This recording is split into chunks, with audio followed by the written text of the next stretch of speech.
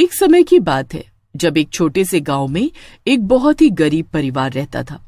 उस परिवार में रामशरण, उसकी पत्नी सुजाता और उनका 8 साल का बेटा रोहित रहते थे। एक दिन रोहित बड़े ही मजे से अपने माँ बाबा के साथ बाजार में घूम रहा था। तभी उसे एक दुकान पर ढेर सारे पटाखे दिखाई दिए। रोहित अपने बाबूजी से पटाखों की जिद करने लगा। बाबूजी, मुझे भी पटाखे चाहिए। अरे बेटा, मेरे पास इतने पैसे नहीं हैं। हम तो बाजार बस कुछ जरूरी सामान लेने आए हैं। जब कुछ दिलाना नहीं था तो लेकर ही क्यों आए? मुझे वापस ले चलो अभी के अभी। अरे बेटा, ऐसी जिद नहीं करते। देखो, अभी हमारे पास पैसे नहीं है। थोड़े दिन बाद जब बाबूजी को तनख्वाह मिलेगी तो तुमको पटाखे भी दिलवा देंगे। सब बच्चे अभी से पटाखे जला रहे हैं, बस मेरे ही बाबूजी मुझे कुछ नहीं दिलाते। रोहित बड़ा ही गुस्सा हो जाता है, पर उसके माँ बाप के पास इतने पैसे ही नहीं होते कि वो उसे मनाने के लिए पटाखे दिला सके। वो सब बिना बाजार घूमे ही घर वापस आ जाते हैं। रोहित बहुत नाराज होता है। खिड़की पर खड़ा वो दूसरे बच्चों को बम पटाखे जलाते हुए देख रहा होता है। अरे देख मुन्नी, ये अनार कितना ऊपर तक जाता है। मुझे तो डर लगता है अनार से। मेरी तो ये रंग बिरंगी फुलझड़ी ही अच्छी है। चुन्नू और मुन्नी घर के बाहर अपने पटाखे जला रहे होते हैं और रोहित उनको देखकर मुस्कुरा रहा होता है। थोड़ी देर बाद जब चुन्नू रोहित को आवाज देता है तो रोहित उदास हो जाता है और चुन्नू से बोलता है, नहीं, मैं नहीं आ सकता। मेरे पास पटाखे ही नहीं हैं। ओह, ये तो बहुत बुरा हुआ। तुम्हारे बाबूजी तुम्हारे लिए अभी तक पटाखे नहीं लाए। देखो ना, अपना रोहित कितना उदास है। उदास तो इसलिए है क्योंकि उसे छोड़ सब बच्चे अभी से पटाखे जला रहे हैं। तुम ये भी समझो ना कि हमारे पास खाने को तो है नहीं, तो फिर पटाखे कहाँ से लाएं? अरे मैंने कहाँ कुछ कहा। मैं तो सब समझती हूँ, पर अभी रोहित छोटा है इसलिए कुछ समझता नहीं। चलो अब जाने दो, चलकर सोते हैं। रामशरण और सुजाता अंदर जाकर सो जाते हैं और रोहित भी गहरी नींद में सो चुका होता है। रात को गांव में एक भूत आता है। उसके पास एक बड़ा सा बैग होता है। वो भूत रोहित के घर का दरवाजा खटखटाने लगता है। खटखटाने की आवाज से रोहित की आंख खुल जाती है। अरे, ये इतनी रात को खटखटाने की आवाज कैसी? माँ बाबूजी तो अंदर सो रहे हैं। कोई नहीं, मैं ही देख लेता हूँ। रोहित आंखें मलता हुआ उठता है और दरवाजा खोलता है। रोहित की एकदम से नींद ही उड़ जाती है। उसके सामने एक भूत खड़ा हुआ होता है जिसके हाथ में एक डिब्बा होता है। भूत, भूत! डरो मत बच्चे, मैं तुमको कुछ नहीं करूँगा। मैं तो तुम्हारे लिए ये पार्सल लाया हूँ। ये क्या है? ये तुम्हारे लिए है। इसे दिवाली पर ही जलाना और किसी को इसके बारे में मत बताना।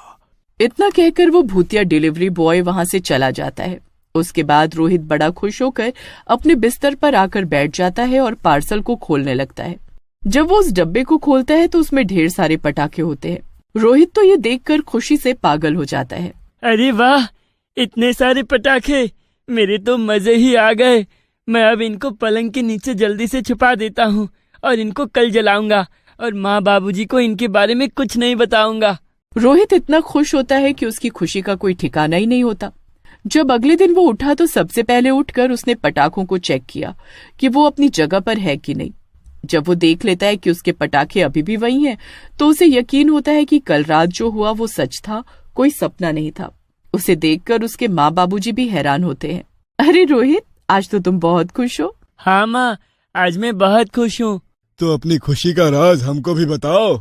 वो कल रात मुझे बहुत अच्छा सपना आया था। मैं बस इसीलिए खुश हूँ। अजीब बात है, बस सपने से तुम इतना खुश हो। खैर चलो, अब जल्दी से स्कूल के लिए तैयार हो जाओ और नाश्ता कर लो। हाँ, ठीक है, मैं अभी फटाफट तैयार हो जाता हूँ। उसके बाद रोहित स्कूल चला जाता है और उसके जाने के बाद जब सुजाता घर में झाड़ू लगा रही होती है तो उसे पलंग के नीचे पटाखों का डब्बा मिलता है। अरे, ये डिब्बा कैसा? सुजाता उसे खोलकर देखती है तो उसमें ढेर सारे पटाखे होते हैं, जिनको देख वो एकदम हैरान ही रह जाती है और जल्दी से अपने पति को आवाज देकर बुलाती है। अजी सुनते हो? कहाँ हो? जल्दी इधर आओ।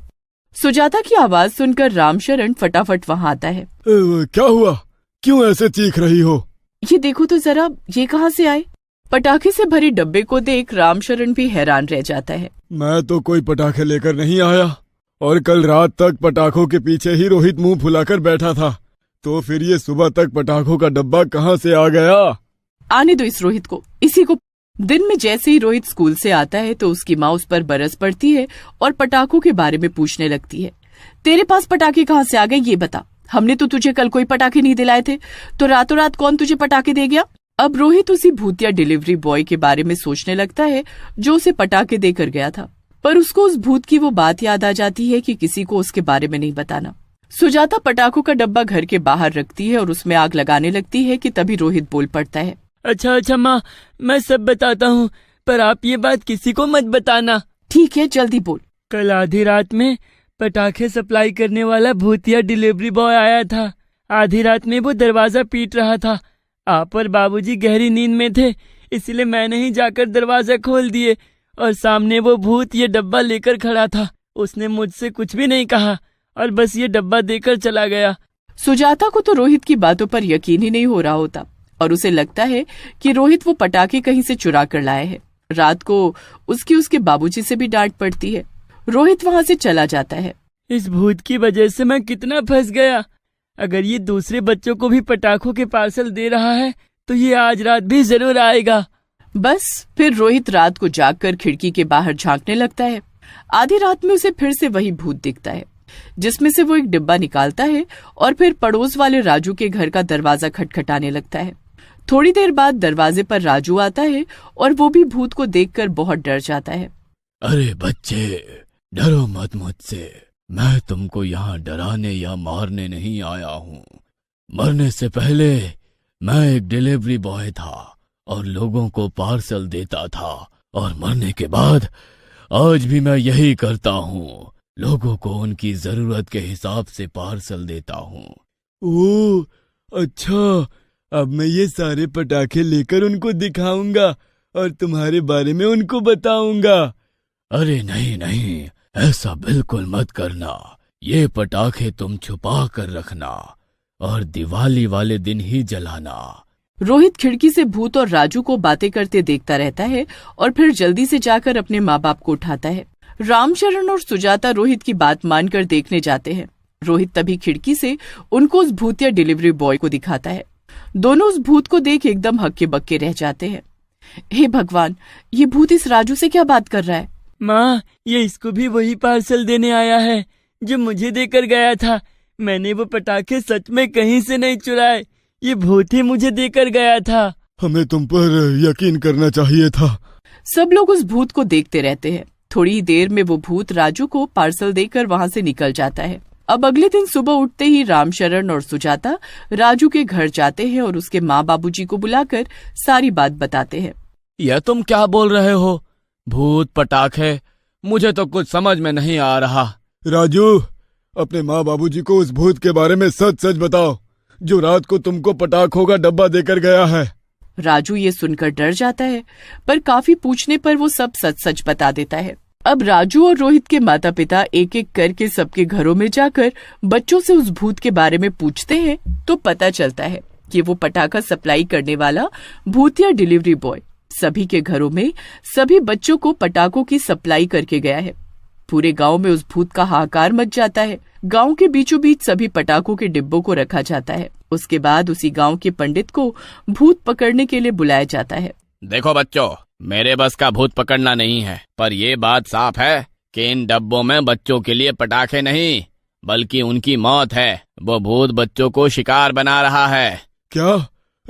आपको कैसे पता? हर डब्बे पर ये जो लाल निशान है वो खून का निशान है, और जहाँ ऐसा हो वहाँ बहुत ही गड़बड़ होती है। अब इसका एक ही हल है, इन पटाखों को बिना जलाए ही खत्म किया जाए। बस फिर गांव वाले उन पटाखों को एक बेकार कुएं में फेंकने लगते हैं। सारे पटाखे पानी में जाकर खराब हो जाते हैं। अब याद रहे कि आज से लेकर दिवाली तक अपने घर के बाहर एक दिया जरूर जलाना और उसमें काले तिल डालने हैं। इससे वो भूत आसपास भी नहीं भटकेगा। बस फिर ऐसा ही होता है। रात को जब वो भूत आता है तो सबके घर के आगे दिए देखकर दूर से ही भाग जाता है। ऐसे ही करते करते दिवाली आ जाती है और भूत अपने मकसद में नाकामयाब रहता है। और दिवाली वाले दिन गांव के पवित्र दियों की रोशनी और महापूजा से उसका अंत हो जाता है। उसके बाद पूरा गांव बड़े धूमधाम से दिवाली मनाता है और गांव का जमींदार इसी खुशी में सभी बच्चों को दिवाली वाले दिन पटाखे बांटता है, जिससे सब बच्चे भी खुश हो जाते हैं।